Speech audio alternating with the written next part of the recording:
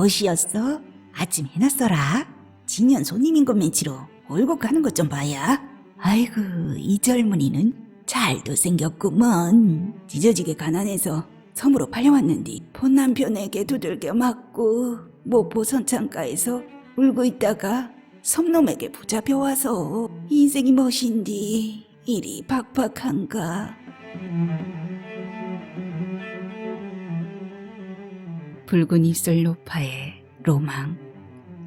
곽의진. 부르는 소리에 눈을 떴다. 누군가 그녀의 이름을 부른다. 미강은 맨살을 드러낸 채 밖으로 나와 쪽마루에 섰다. 물러올 잔잔한 바다 한가운데 사선으로 달빛이 흐르고 있었다.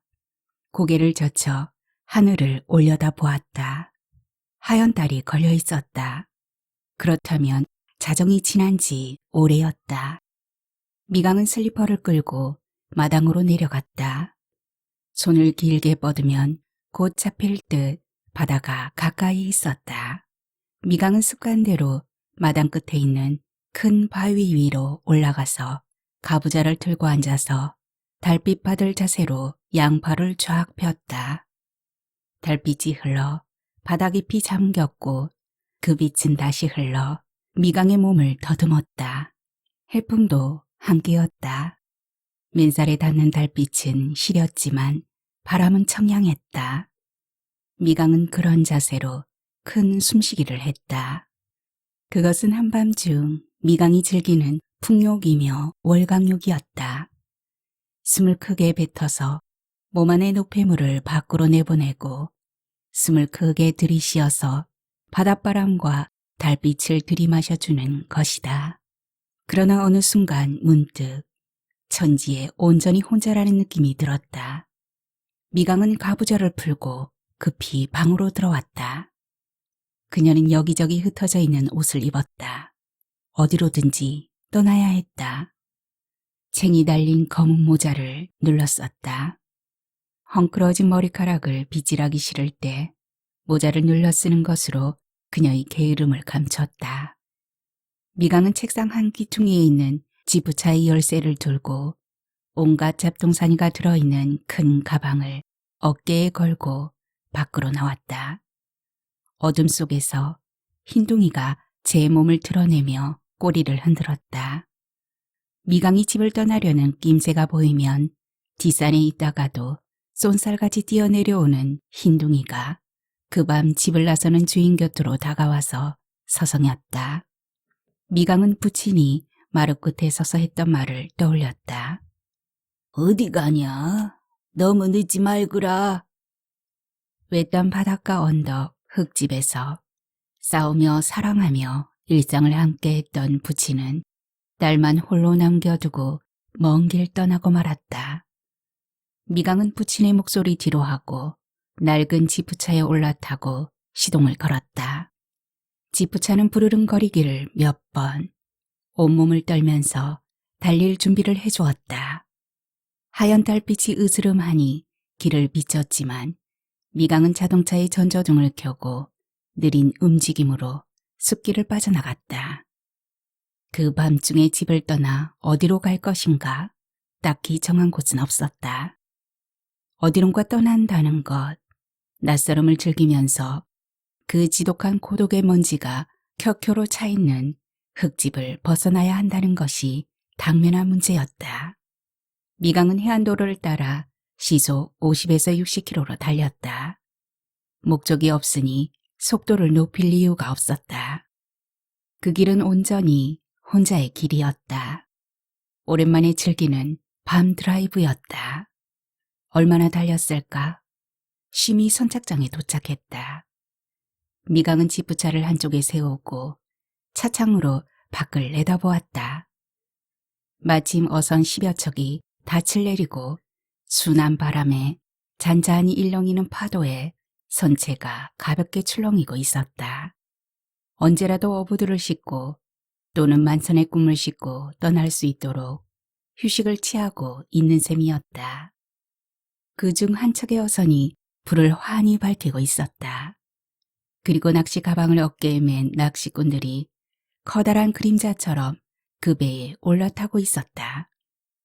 미강은 그들과 함께 가기로 약속이나 한 것처럼 가방을 어깨에 걸고 밖으로 나왔고 그들 뒤를 따라 어선에 올라탔다. 낚시꾼들이 흘끔거리며 쳐다보았다. 이 새벽에 웬 여자? 하는 것이었다. 그렇더라도 미강은 배의 고물 기퉁이 난간을 잡고 서서 배가 떠나기를 기다렸다. 낚시꾼들을 실은 배가 선착장을 벗어나자 미강은 선실 쪽으로 갔다. 선장은 키를 잡고 방향을 조정하고 있었다. 이 배 어디로 간다요? 불쑥 던지는 미강의 말에 선장은 의아한 듯 무뚝뚝한 말투로 되물었다. 어디 갈 거요? 너무 가까운 섬 말고 사진 찍으러 가니까요. 미강은 선장이 이상하게 보는 것 같아서 얼버무렸다. 그럼 미역섬에 내리쇼. 할머니들만 넷이 사는디 재밌을 것이오. 그라고 바닷물이 튄게 안으로 들어가시오. 미강은 선실 안쪽을 기웃거렸다.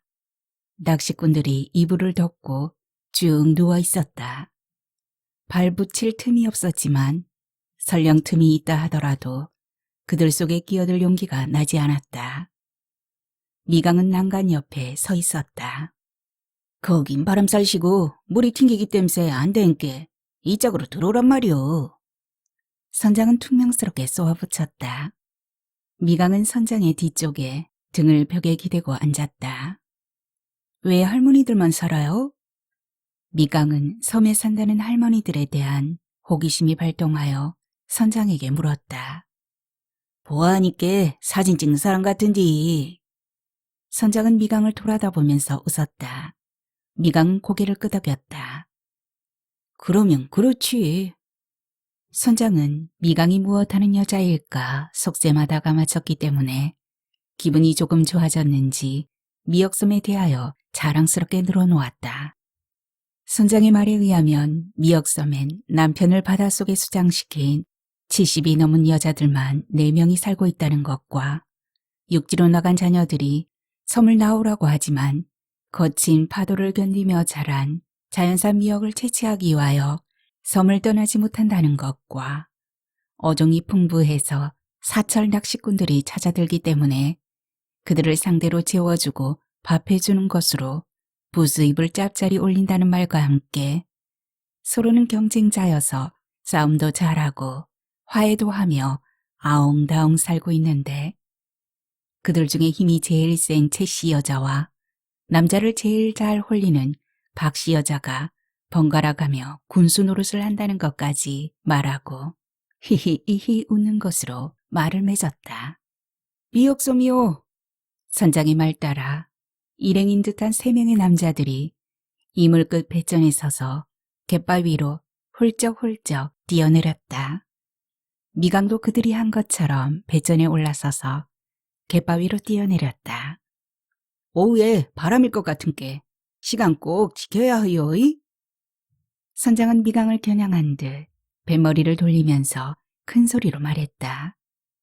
미강은 선장의 말 중에 오후부터 바람일 것 같다는 말을 귀에 담았지만 낚시꾼들은 선장의 말을 들었는지 아닌지 각자 원하는 포인트를 찾아 서둘러 가파른 갯바위를 타고 있었다. 미강은 빠른 걸음으로 멀어져가는 그들을 바라보았다. 그들은 이내 가물가물 멀어졌다. 미강은 눈조리개를 축소시켜 그들이 가는 방향을 쫓으려다가 그만두었다. 안개가 가득했기 때문이었다.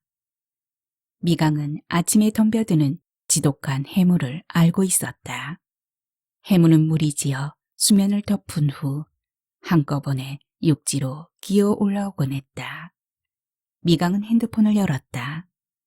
아직 열리지 않은 어둠과 해무를 핸드폰의 여린 빛으로 남아 걷어내면서 들쑥날쑥 박혀있는 거친 갯바 위를 지나 가파른 산등성이를 올라섰다.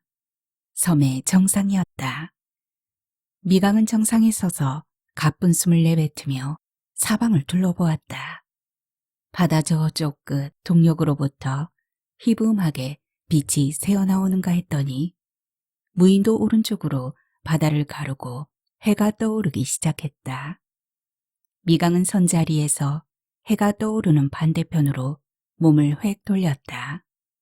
그렇다면 그곳은 서쪽일 터이고 해는 그쪽으로 넘어갈 것이었다.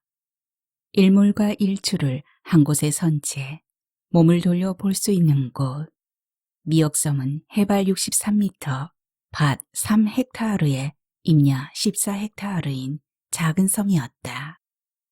인근의 바다는 파도가 거칠어서 날씨가 쾌청하더라도 접안할 수 있는지 확인하고서야 들어갈 수 있는 까탈스러운 섬이었다.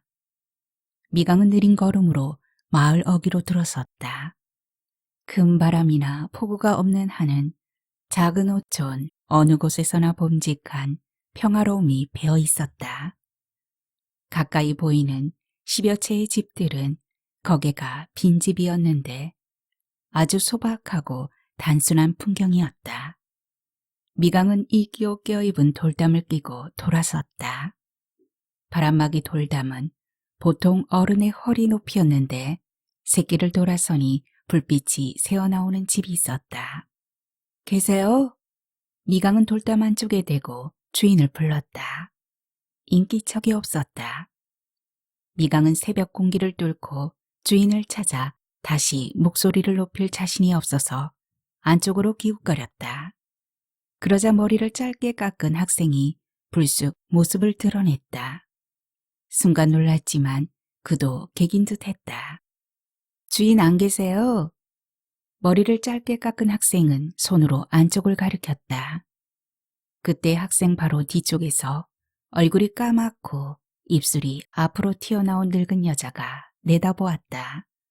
박가였다. 누구요? 낚시꾼은 아닌 것 같은데. 예, 여기 섬 풍광이 좋다고 했어요. 사진 찍으려고요. 박가의 물음에 미강은 편안한 토속어로 말을 건넸다. 그려? 여자 혼자서? 박가는 미강을 아래 위로 훑어보았다. 미강은 경계심을 거두어 내라는 듯 조금 웃어주었다. 그러자 박가는 들어오라는 손짓을 했다. 방으로 들어서자 라면으로 끼니를 때우고 있는 남자와 방금 밖으로 나왔던 짧은 머리의 학생이 있었다. 미강은 쭈뼛거리며 서 있었다. 거기 아래목으로 앉아. 새벽바람 타고 올라왔은게 춥지? 미강은 박가 곁으로 가서 불안전한 자세로 앉았다. 서울 양반 인사하시오. 미역섬 사진 찍으러 왔다고 안 와요. 박가가 말하자 50대 초반쯤으로 보이는 사내가 미강을 쳐다보며 대뜸 말했다. 라면 좀 드실랍니까? 미강은 고개를 저었다. 사내는 건성 인사말로 때우고 급히 라면을 먹어 치운 후 한쪽 귀퉁이가 떨어져 나간 방문을 발로 차며 밖으로 나갔다. 짧은 머리의 학생도 뒤를 따라 나갔다. 그들이 방을 나가자마자 박가가 묻지 않은 말을 하기 시작했다. 내 끼질 하러 한 보름 전에 왔어. 경기도 어디라고 했는디? 아들이 영장을 받아놔서 그 무엇이냐 부자간에 정을 나누려고 왔다는 것이요. 인자 그만 갔으면 좋겠어. 그녀는 채머리를 앓는 사람처럼 연신머리를 흔들었다. 숙박비 낼 것인디요. 아니요. 저 부자가 오래 있음께 다른 손님이 우리 집에 안 온다니까. 마찬가지 아닌가요? 객은 들락날락 해야지 한 곳에 죽지고 있으면 못 써. 참, 오늘 새벽에 낚시꾼들 안 올라왔는가? 왔어요. 며칠 써? 선이요. 미강은 손가락 3개를 펴서 보이며 말했다. 그려? 낚시터 잡고 몰대 지나면 올라오겠구먼. 박가는 쪼글쪼글한 입술을 움직여 웃음을 만들며 밖으로 나갔다. 해가 멀찍이 올라왔구먼. 사진 찍고 와. 밥해 놓을 테니께.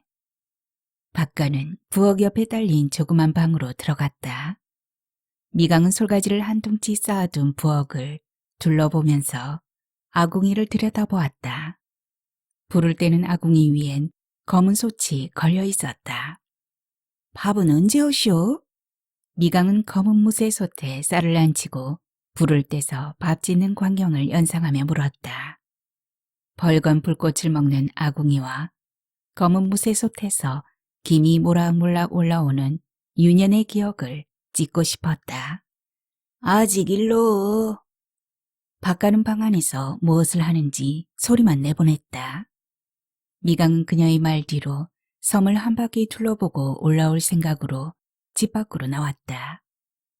돌담 사이 작은 샛길 건너편에 낮은 지붕의 집이 있었다. 미강은 고개를 길게 빼고 담 너머로 집안을 들여다보았다. 쪽마루가 있고 그 처마 아래 우럭인지 붉은 돔인지 구분이 잘 안 가는 생선 몇 마리가 배를 갈라 뱃속을 드러내고 바짝 마른 채 나일론줄에 걸려 대롱대롱 매달려 있었다.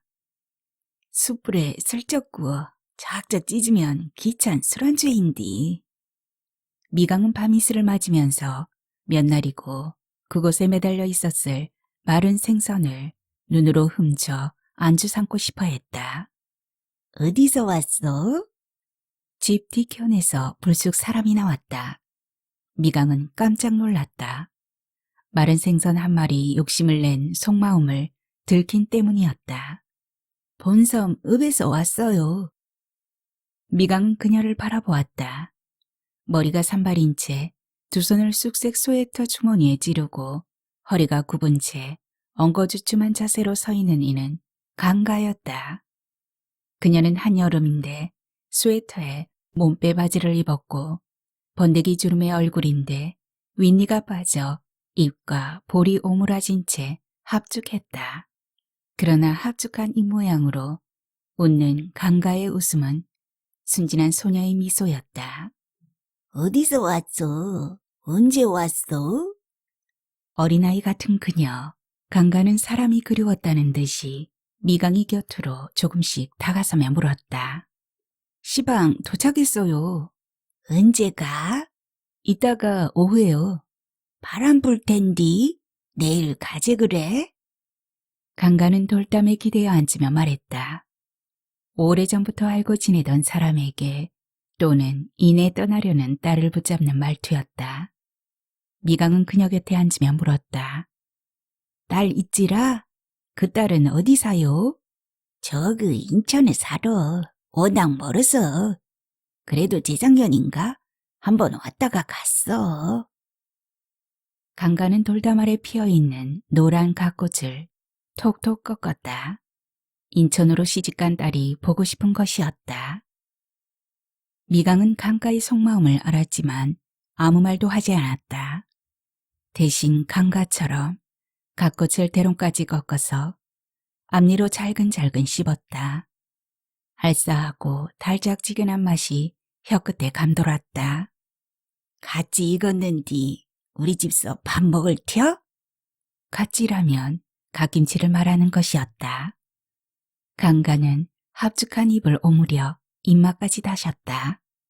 갓김치가 맛있으니 아침밥을 함께 먹자는 부추김의 말이었다. 저쪽 집. 미강은 높은 돌담집을 눈으로 가리켰다. 강가는 아쉽다는 표정으로 고개를 끄덕였다. 순간 미강은 그녀 집에서 밥을 먹고 싶었다. 아침을 두 끼 먹으면 어떠랴 싶었다. 그러면 저그 말리고 있는 생선 한 마리 구워주실라요? 저거? 돔새끼? 아무 시마리도 구워줄 수 있지. 강가는 땅바닥에 털썩 주저앉아 있다가 일어서며 바지를 툴툴 털었다. 어여 와. 미강은 강가의 재촉을 받으며 돌담에 기대 쪼그리고 앉았던 자세를 풀고 일어섰다. 그때 아래쪽에서 낚시꾼들이 올라오는 소리가 들렸다.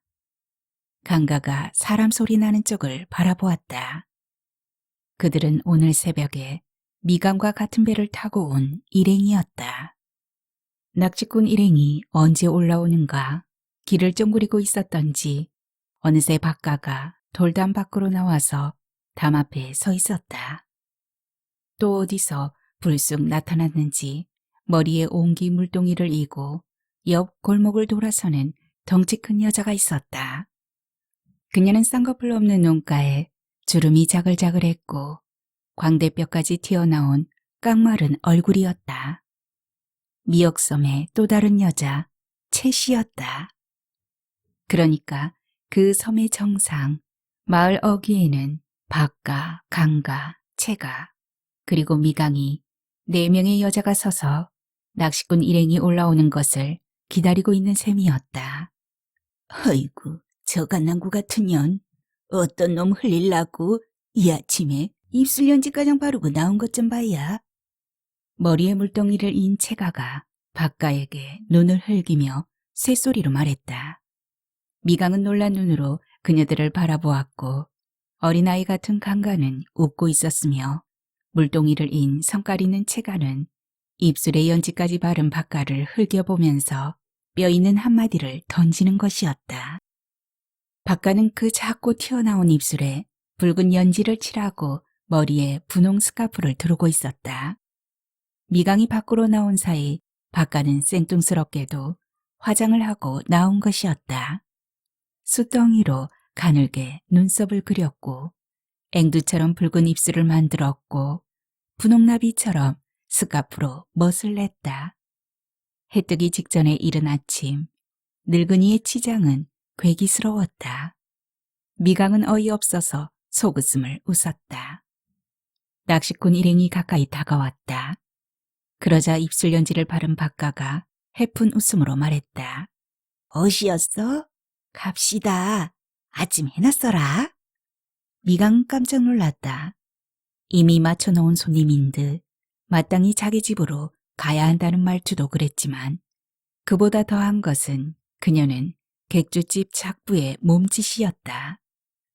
어이구 아짐 오랜만이오. 낚시꾼 일행은 반갑게 맞아주는 박가에게 눈길을 주었다.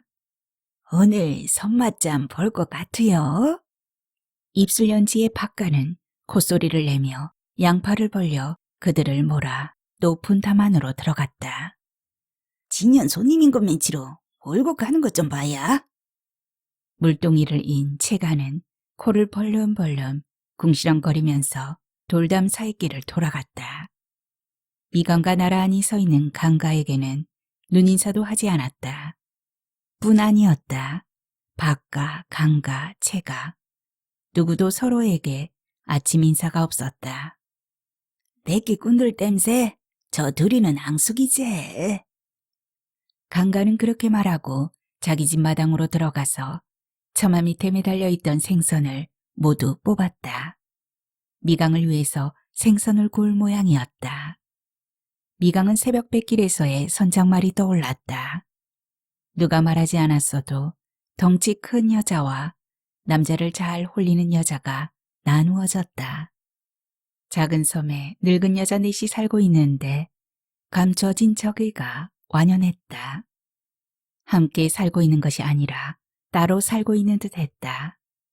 뱃길이 험해서 날씨가 좋지 않으면 꼼짝없이 발이 묶이는 그 섬에서 서로 의지하며 오순도순 잘 살 것 같은데 그녀들은 그렇지 못했다. 아이고, 이 젊은이는 잘도 생겼구먼. 미강은 짧은 순간만으로도 묘한 분위기를 느끼고 고개를 갸웃거리는데 입술 연지 박가가 메인 뒤로 따라가던 낚시꾼의 등을 두 손바닥으로 어루만졌다. 손마디의 관절이 앙상이 드러나고 쭈글쭈글한 손이 젊은 사내의 등을 만지자 미강의 온몸에 소름이 돋았다. 어여 가서 밥 먹고 씨알 큰 놈 한 마리 건져 올리게, 이? 박가는 다시 그 젊은 사내의 궁둥이를 탁탁 치면서 흐흐흥 콧소리까지 냈다. 그것은 색이었다. 저렇듯 늙은 여자에게도 색이 있을까? 미강은 어이없다는 듯이 박가를 바라보았다. 저 늙은 여자의 성적 심리는 정상일까? 미강은 인간의 가장 깊숙이 감추어진 부분을 꿰뚫어 보고 싶었고 감정의 내부에 들어가서 그것의 발가벗은 모습이 보고 싶었던 기억이 떠올랐다. 누구라도 율락이나 탕아의 기질은 농후하다. 부친이 살아계실 때였다. 부친은 매일 우편으로 오는 신문 읽기를 즐겼다. 청각은 나빴지만 시력은 돋보기 필요 없이 신문을 읽을 정도였다. 그 무렵 부친에겐 이상한 버릇이 생겼다. 다 읽고 난 신문지를 방바닥에 펼쳐놓은 것이었다. 어느 날은 요염한 포즈로 젊은 여자가 핸드폰을 들고 있는 전면 광고가 방바닥에 펼쳐 있었다. 미강은 별 생각 없이 신문지를 치웠다. 그런데 다음 날에도 또 다음 날에도 그 신문 광고가 방바닥에 퍼져 있었다. 아버지, 어째서 신문지를 방바닥에 늘어놓소? 미강은 부친에게 냉갈령을 부리며 신문지를 함부로 구겨서 던졌다. 부친은 대꾸하지 않았다. 그런데 다음 날 대청소를 하기 위하여 미강은 노상 깔려있는 이불을 걷어냈다. 헌데 요 밑에 구겨져 버렸던 그 신문의 광고판이 펼쳐져 있었다. 미강은 저도 모르게 양미간을 찌푸렸다. 속내를 들킨 부친은 슬그머니 밖으로 나가버렸다. 미강은 그날 부친의 얼굴에 피어오른 비밀스런 이야기를 읽었다. 그것은 남자의 동물적 본능이었다. 아이고. 미강은 못 볼 것을 봐버린 것이었다. 100살을 넘긴 치매 현상의 남자가 여자를 원하는 본능의 세포알이 살아있음을 알았다. 짱짱한 힘으로 움직이지 못하더라도 고물고물 작은 움직임으로 아직 살아있다는 것이다. 인간이 불행한 것은 이미 성적 매력을 잃고 나서도 성욕만은 살아있다는 것이다. 미강은 살아있는 부친의 성적 감흥에 대해 박수를 보낼 수 없었다. 미강은 현실에서 핵심적인 것을 찾으려 했지만 스스로에게 결론을 내릴 수 없었고 실제적 삶의 형식들을 통해 스스로 포착할 수 없는 것도 있음을 알았다. 하늘과 땅 사이에서 둥둥 떠다니는 진동, 가까이에서 들려오는 본능과 이성의 차이도 분별할 수 없었다. 어야, 좋겠네. 늙은 언니한테 딱 지켰구만. 바깥의 이물스러운 행동거지를 눈치채고 앞섰던 일행이 말했다. 이거 송일홍 아니오? 궁둥이를 바깥에게 내준 사내가 멋쩍게 웃으며 모두가 듣게 큰 소리로 말했다. 동시 뒤를 돌아서 미강을 쳐다보고 싱긋 웃었다. 순간 미강은 그와 눈이 마주쳤다. 미강은 흠지 놀랐다. 바카와 비슷한 여자로 보는 것 같아서 꺼림칙했다. 밤나무 꽃 냄새처럼 이상한 냄새를 풍기는 더러운 정액이 그녀의 몸 어디에 묻혀지는 듯 했다. 불쾌했다. 미강은 머리를 좌우로 거칠게 흔들었다. 끝없는 수행은 성정 해탈인 터. 생선 굽는 냄새가 솔솔 빠져나왔다. 갑자기 시장기가 돌았다. 미강은 담이 얕고 문이 없는 강가 집으로 들어갔다. 바깥집에 묵기로 했지만 거리낌 없이 강가 집으로 바꿨다. 바꿔도 여자인 미강이쯤은 탐탁지 않을 것이었다. 여와, 같지가 참말로 개미지네. 강가는 부엌 바닥에 작은 소반을 넣고 갓김치 한 가닥을 입에 넣고 오물오물 씹으며 말했다. 미강도 상회에 놓인 갓김치를 한 가닥 입에 넣고 손가락을 쪽 빨았다. 가만, 괴기 구워서 먹어야지. 강가는 아궁이 앞에 앉아 아궁이 속에서 잔솔가지 태운 불을 긁어내어 석쇠 위에 생선을 얹어 뒤적였다. 미강도 불 앞에 앉았다. 그녀들은 부뚜막 앞에서 작은 소반을 가운데 두고 마주 앉았다. 소반 위엔 방금 지은 밥이 큰 사발에 수북이 담아있고 갓김치와 새우젓이 전부였다. 검은 쌀 몇 알씩 섞인 밥 냄새가 구수했다. 밥 냄새 참말로 좋네요. 미강이 밥사발에 코를 벌렁거리며 말하자 강가가 받았다. 그거가 검은쌀이여. 우돌번성 검은쌀이 최고로 자던가. 미강은 생선이 채 구워지기 전에 밥을 먹기 시작했다. 갓김치면 그만이었다. 자, 괴기 다 구워졌네. 강가가 석쇠 위에서 노릇노릇 익은 생선을 소반 위에 놓고 손으로 찢어주었다. 내가 호강하는구먼. 이게 늙어빠진 함씨하고 밥을 먹어준게. 제가 입 호강하는마뉴. 그란디 통틀어서 선이 살면서 친하게 안 지내시어이. 선이 아니고 넌이여. 또한 늙은이는 아까 그 물동이고 간 싸난 늙은이 뒷집에 사는디 요새 많이 아픈가 밖에 안 나오는구먼. 생각난 김에 밥 먹고 살짝 가봐야겠네. 참, 반주 한잔 하려는가? 술요? 그려, 둘이 약술 한잔 하시. 이 섬에서 딴 돌복숭아로 술 담았는디 그놈 한 잔씩 먹으면 늙은이들 삭신 쑤시는데 최고단게. 강가는 부엌 안쪽 뗄나무 쌓아둔 곳으로 가더니 잔솔가지 몇 단을 드러내고 대병을 들고 나왔다. 술은 맑았고 붉은 빛을 띠었다. 강가는 작은 간장 종지를 가지고 와서 미강에게 한 잔을 따르면서 손님이니까 먼저 마시라고 말했다. 미강은 한 입 털어놓고 한 잔을 따라서 강가에게 건넨 후 잘 구워진 생선머리를 바작바작 씹었다. 그 당장 더할 수 없는 행복감이 느껴졌다. 오밤중에 하얀 달의 달빛을 머리에 이고 무작정 떠나오길 잘했다는 생각이었다. 박가는 미강에게 손님이라며 한 잔을 더 건네고 다시 잔솔가지 나무단 속에 대병을 묻었다.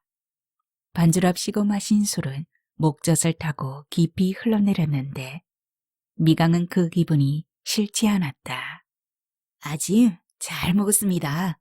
딴 데 가지 말고 이따가 다시 와. 미강이 인사를 하고 일어서자 강가가 따라 일어서며 말했다. 강가는 미강에게 연결된 끈을 놓칠까 노심초사였다. 미강은 고개를 끄덕이고 밖으로 나왔다. 그녀는 잠깐 담이 높은 집 쪽으로 시선을 돌렸다. 그리고 물동이를 이고 간 채간의 집 쪽도 바라보았다. 그 뒤쪽에 또한 여자가 있을 터였다. 미강은 아직 얼굴을 내밀지 않은 그 여자를 만나고 싶었다. 그쪽으로 방향을 잡으려다가 그만두었다. 돌복숭아 술의 약발이 올랐다. 미강은 좁은 오솔길을 따라 섬 아래쪽으로 내려갔다. 온통 억새밭이었다. 억새는 오솔길 양편으로 흐드러져 있어서 바람이 불 때마다 길은 잠깐씩 보이지 않았다. 그 속에 자생하는 후박나무와 기작은 동백이 무성한 푸른 잎을 자랑하고 있었고 이름 모를 보라색 자자랑 풀꽃이 피어 있었다. 보라색 꽃길을 지나자 바위산이 나왔다. 미강은 넓적한 바위 위에 올라섰다. 바위산 아래쪽으로 낚시하는 두 사람이 눈에 들어왔다. 그러고 보니 그들은 새벽 라면을 급히 먹어치우고 낚시 가방을 들고 나갔던 아버지와 아들이었다. 그들은 100m 간격으로 낚시를 던져놓고 앉아 있었다. 미강은 한 곳에 서서 빨강 잠바의 아들과 갈색 조끼의 아버지를 한참 동안 바라보고 있었다. 그들은 한 번도 낚싯대를 걷어올리지 않았다. 그저 낚싯대를 바다에 던져놓고 있는 아버지와 아들이었다. 그들은 함께 있는 듯 했지만 또 혼자였다. 미강은 그곳 바위 위에 앉았다. 멀리 가까이 망망한 바다 위에 시선을 던졌다. 문득 틈으로 들어온 달빛 때문에 잠에서 깨어났던 지난밤과 함께 노상 밤이면 깨어 있으면서 말을 들어달라고 미강을 부르던 부친이 저만큼에서 웃고 있었다. 부친은 말을 하고 또 했다. 어제 오늘 일은 기억에 없으면서 오래전의 일은 미세한 것까지 기억했다. 일찍오니라. 언덕 위 흙집에 부친 홀로 남기고 집을 나설 때마다 창문을 열고 부치는 말했다. 당신이 적적하니까 일찍 들어오라는 당부 말씀을 들을 때마다 미강은 혼자 속으로 불평을 쏟아냈었다. 좋은 남자 만나 저녁 먹고 오니라 라고는 못할 망정 일찍 오라고 당부하는 부친이 한때는 밉고 귀찮았었다. 참말로 아버진 염치도 없어. 여느 땐 소리내어 그렇게 말하기도 했다. 그러나 이젠 한밤중에 깨우면서 말을 들어달라고 보채는 남자도 일찍 들어오라고 당부하는 남자도 그녀 곁에 없다. 미강은 실로 함께 걸었던 길동무를 잃은 것이었다. 그가 먼저 떠나버렸다. 나이 이순이 넘으면 그 시각부터 살아가고 있는 것이 아니라 죽어간다고 했다.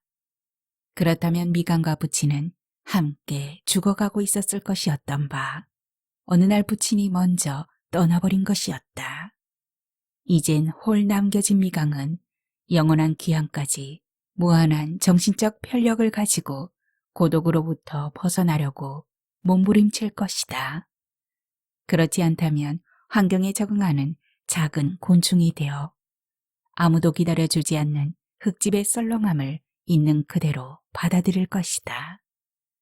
부친 가신 지 100일이 채 안 되었는데 미강은 1000일쯤 된 성 싶었다. 걸음도 빠르시지. 벌써 그렇게 멀리 가셨는가? 그렇게 멀리 가버리셨는가?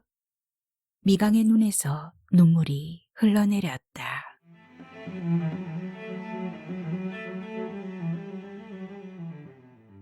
온갖 사념들로 꽉 채운 채 한참 동안 한 곳을 주시하고 앉아있던 미강은 주위를 둘러보았다. 아무도 없었다. 빨강 잠바의 낚시꾼 아들도 갈색 조끼의 아버지도 보이지 않았다. 대신 물결이 일렁였다. 바람이 불고 있는 것이었다.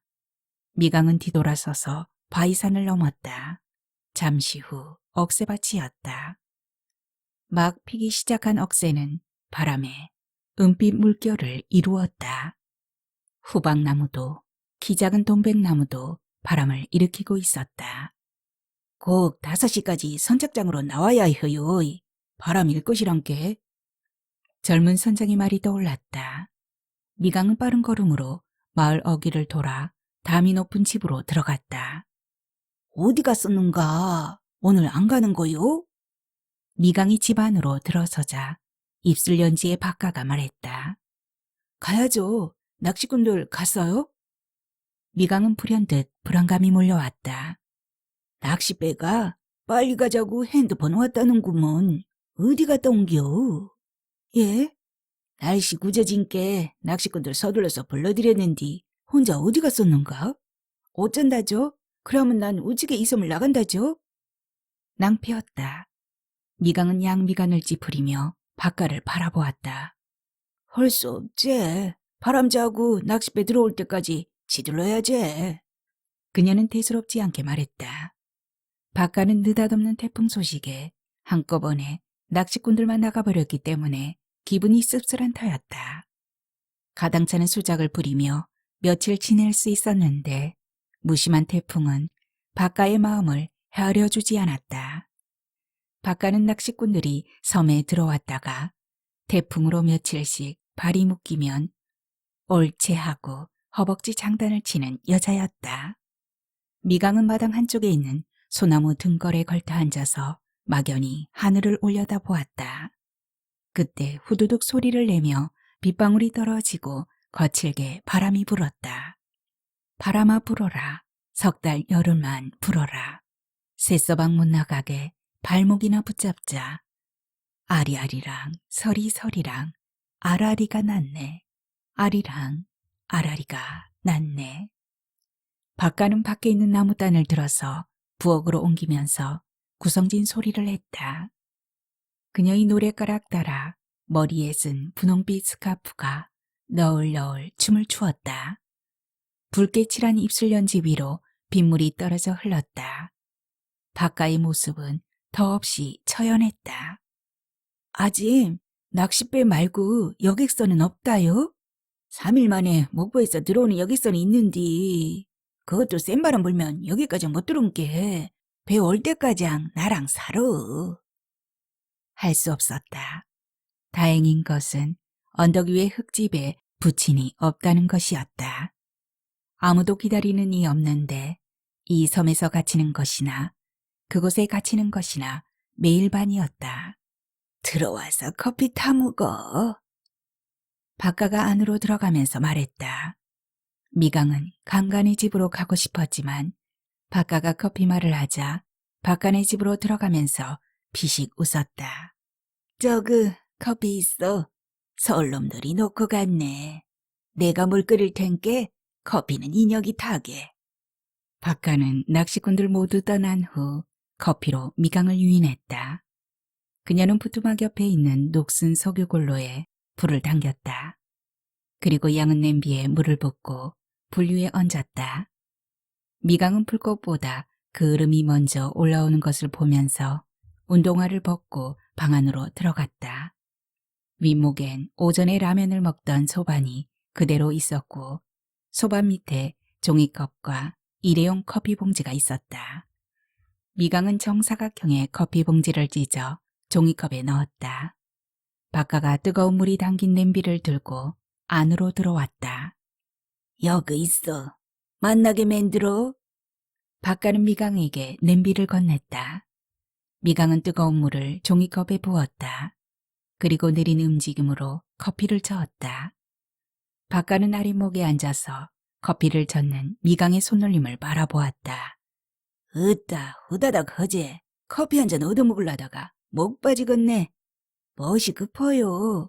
타고 갈 배도 없고 찾아올 사람도 없는데. 허기사 인형 말이 맞구먼. 그런디 참 궁금한 것이 있어. 박가는 미강의 얼굴을 빤히 바라보았다. 집에 못 가서 어쩐디야? 지돌리는 사람. 없어요. 남편은? 아그들은?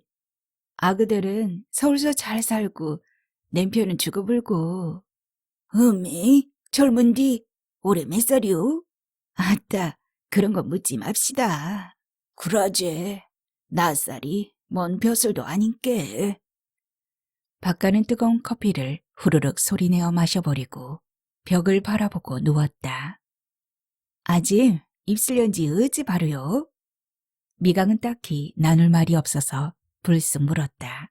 이거 그야 입이라고 바르제. 누구한테 보일라고요? 내끼질 하는 놈들 많이 엉깨야. 이놈도 여기 자주 오는 놈이 사줬어. 박가는 누운 채 몸을 돌려 미강을 바라보며 입술을 손가락으로 눌렀다. 그녀의 웃음엔 촉촉함이 배어 있었다. 인기 좋은갑네요. 인기는 뭔 놈의 인기? 그때 방바닥에 큰 딱정벌레처럼 누워있는 전화기가 울렸다. 요즘 듣기 어려운 벨소리였다.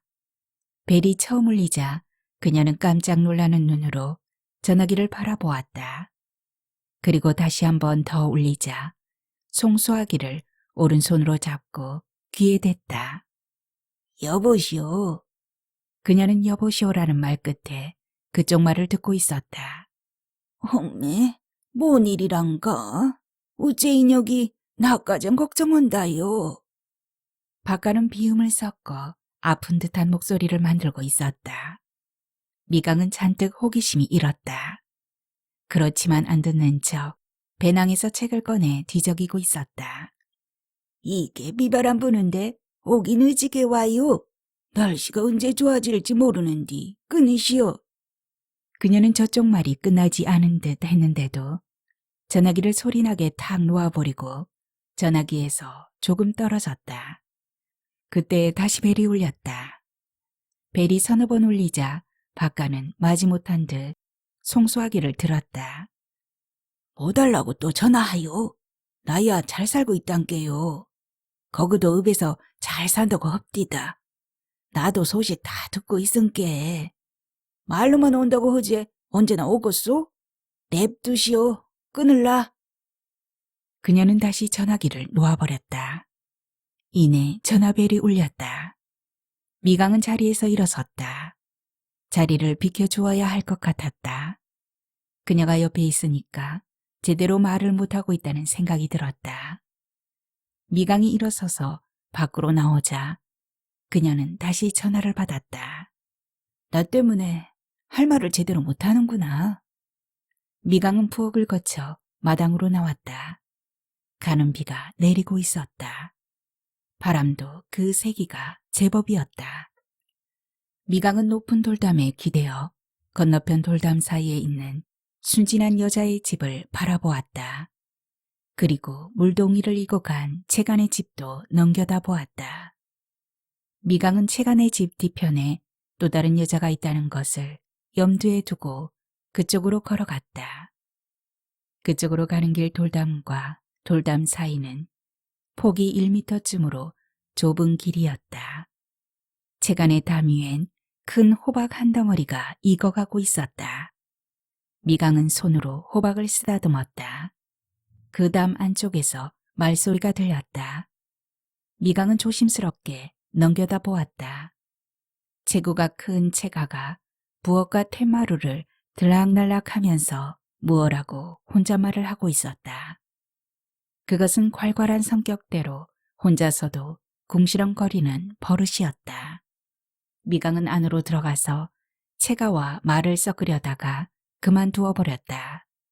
아직 한 번도 밖으로 안 나온 또 한 여자를 만나고 싶었다. 미강은 채간의 옆집을 기웃거렸다.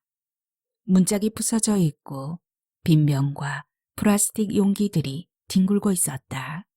빈집이었다. 미강은 빈집을 지나 또 한 집을 기웃했다. 돌담 위에 담쟁이 넝쿨이 무성했고 담 밑으로 봉숭아 꽃과 채송화가 피어 있었다. 제법이네. 꽃을 좋아하는 미강은 그 섬에서 제일 운치 있는 집이라는 생각을 했다. 아무리 척박한 섬이고 하루하루 살아가는데 급급하다 해도 꽃을 심는 마음이 있어야 정감 어린 여자인 것을 미강은 꽃을 심었다는 것으로 아직 대면하지 않은 그 여자에 대해 친근감을 느꼈다.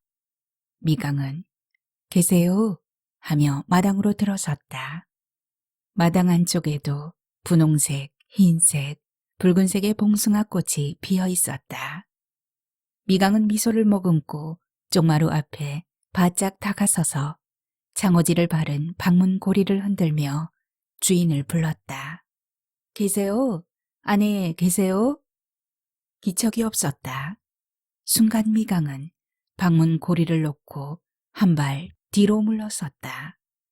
찢어진 문구멍으로 찬바람이 쏴 밀려나왔다. 섬뜩했다. 미강은 급히 그 집을 나왔다. 좁은 골목길을 젠 걸음으로 달려 강간의 집으로 들어갔다. 아짐! 아짐! 미강은 다급히 강가를 불렀다. 강가가 방문을 열고 내다보았다.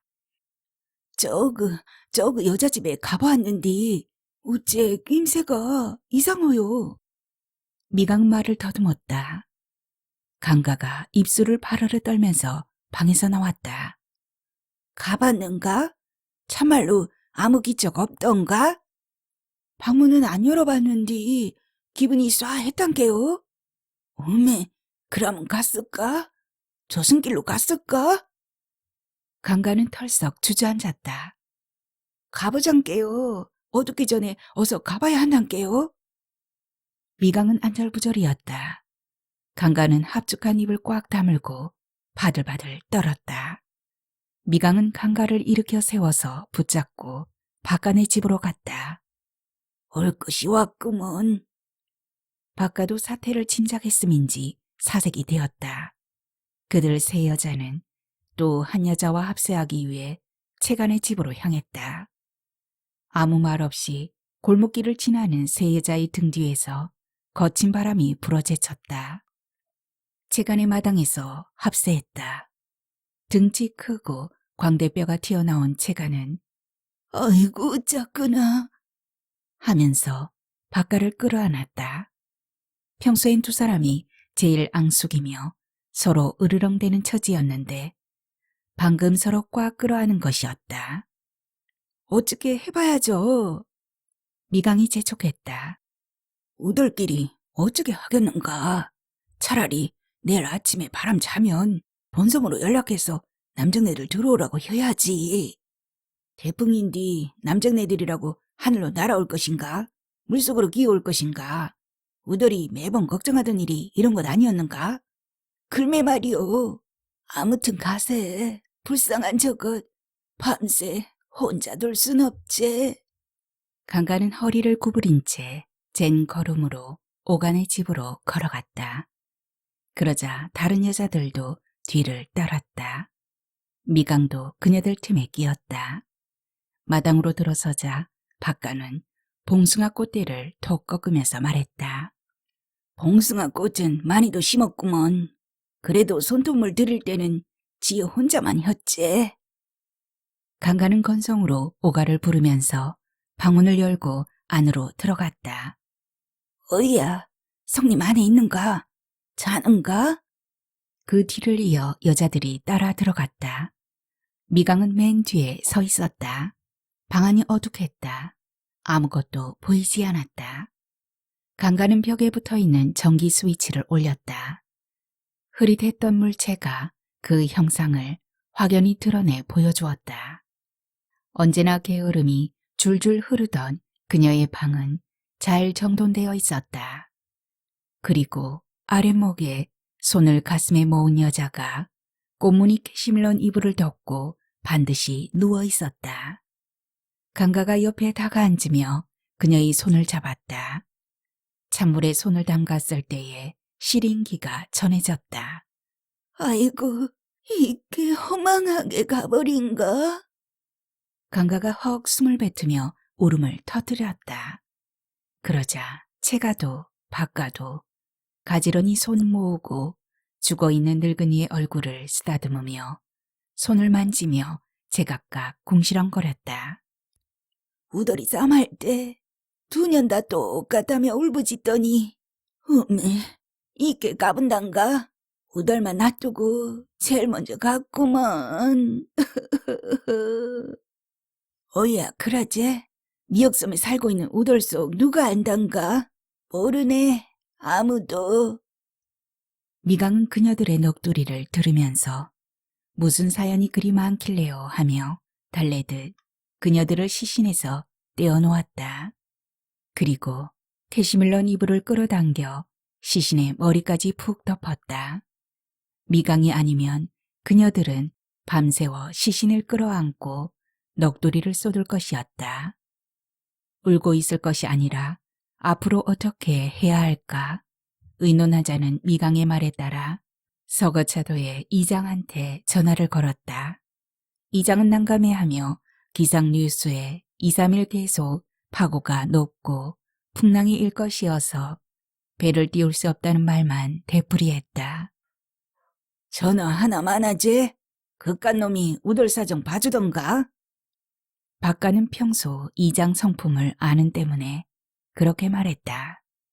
그런디 어저께쯤에 숨 놓은 것 같은디 이대로 앉아서 사람을 짓돌리다가는 썩는 냄새 진동할 건께 우덜이 말한 대로 우덜끼리 땅속에 묻어야 혀. 안 그런가? 그렇게 말한 사람은 순하디 순하고 힘도 제일 약해 보이는 강가였다. 강가의 말대로 내일 아침 기상 변화를 알아본 후에 계속 풍랑으로 배가 들어올 수 없다면 시신이 부패해질 것이니까 본선 사람들이 들어올 때까지 감회장을 해두자는 것으로 의견을 모았다. 내일 아침까지 교대로 시신을 지키고 잠깐씩 눈을 붙입시다. 미강이 말했다. 누군지 몰라도 참말로 고맙구먼. 채가가 미강의 손을 잡으며 그렇게 말했다. 그녀들은 사실 외부 사람인 미강이가 있어서 그나마 든든했다.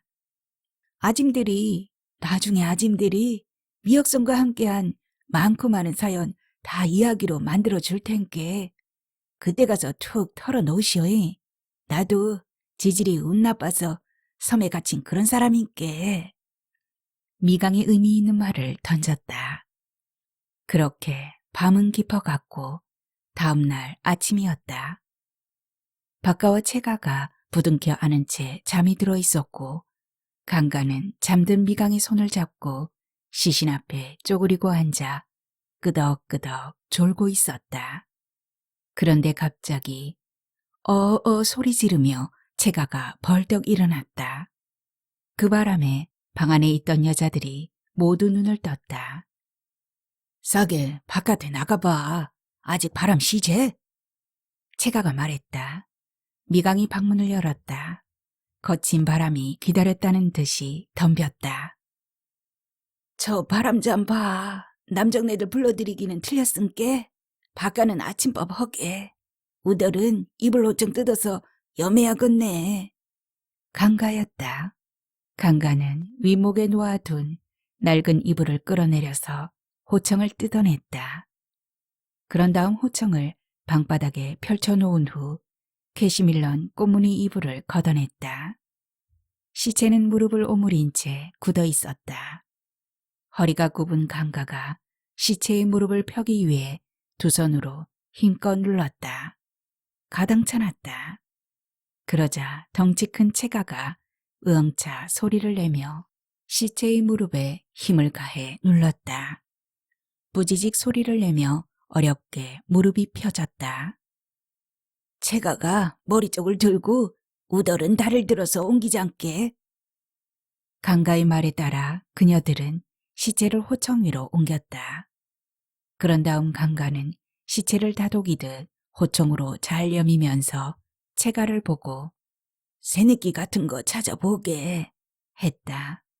그 말이 떨어지기 무섭게 채가가 밖으로 나가더니 이내 어디서 구했는지 빨간색 나일론 줄을 가지고 들어왔다. 강가는 그 빨간 줄로 손과 어깨, 발과 다리, 그리고 몸통 순으로 묶기 시작했다. 강가의 염 솜씨는 제법이었다. 그런대로 완전했다. 그녀들은 염을 한 시신을 방 안에 두고 밖으로 나왔다. 비는 그쳤지만 바람은 대단했다. 후방나무 가지가 45도 각도로 휠 만큼한 위력이었다. 그녀들은 함지박에 받아둔 빗물에 손을 씻었다. 미강은 비누칠을 몇 번씩이나 했다. 박가가 큰 냄비에 라면을 넉넉히 끓여왔다. 그녀들은 마당 한가운데 앉아 열무김치를 얹어 라면을 먹었다. 그때까지 누구도 입을 열지 않았다. 라면으로 아침 식사를 때우고 난 후 그들은 각자의 집에서 그녀들이 사용하던 연장을 찾아 마당으로 다시 모였다. 채가는 덩치에 맞게 곡괭이를 들고 나왔고 박가는 삽을 들고 나왔으며 강가는 괭이와 호미를 들고 나와서 미강에게 호미를 건네주었다. 연장을 든 여자들은 채간의 집 뒤쪽 양지 바른 묵은 밭을 파기 시작했다.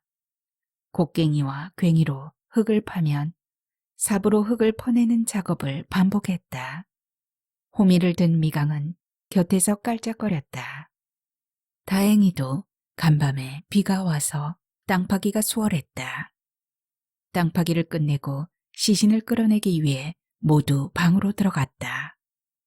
박가와 채가가 머리 쪽을 들었고 강가와 미강은 다리 쪽을 들고 천천히 걸었다. 누가 먼저인지 모르게 상여 소리가 나왔다.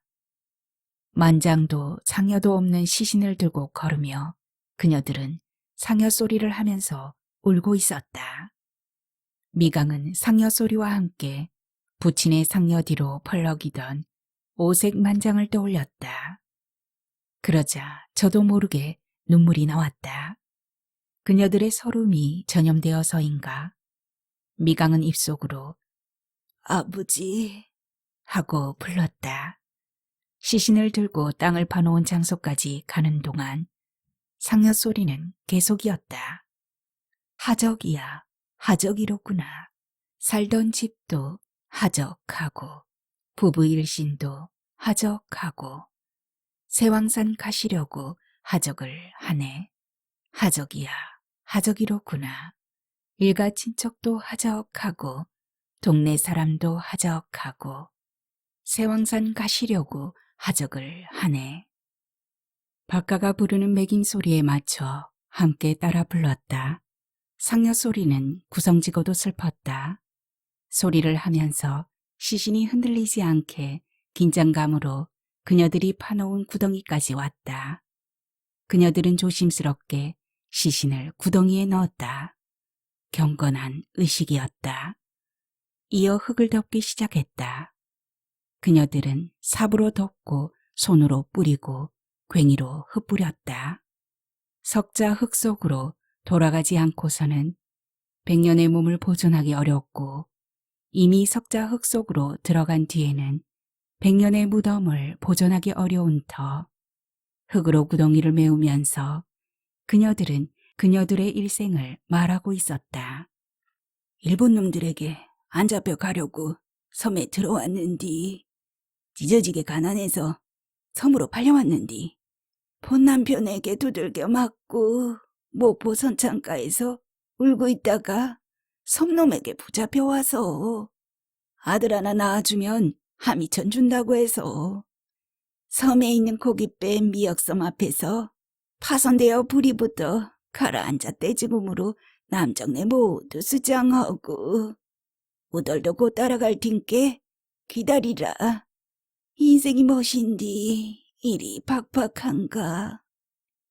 그녀들, 그러니까 미역섬에서 죽어가고 있는 늙은 여자들은 각자 가슴 속에 서린 한을 품고 인생이 멋인디 라고 넋두리를 늘어놓고 있었다. 미강은 가락을 붙인 넋두리를 토막토막 들으면서 혼자 떨어져 나와 바다를 향하여 앉았다. 센 바람이 미강을 거칠게 때렸다. 그러나 미강은 모든 이의 인생살이를 생각하며 그깟 바람쯤 눈 깜짝하지 않고 받아주리라 입술을 깨물면서 삶은 금방 여기 있었는가 하면 저편으로 가버리고 여기저기 쏘다니면서 존재함과 동시 죽음에 둘러싸여 있음을 생각했다. 그런데 우리들은 겨우살이를 준비하는 것처럼 왜 죽음은 준비하지 않는가? 미강은 고개를 젖히고 하늘을 향해 큰 숨쉬기 반복으로 죽음을 토해내고 삶을 들이마셨다.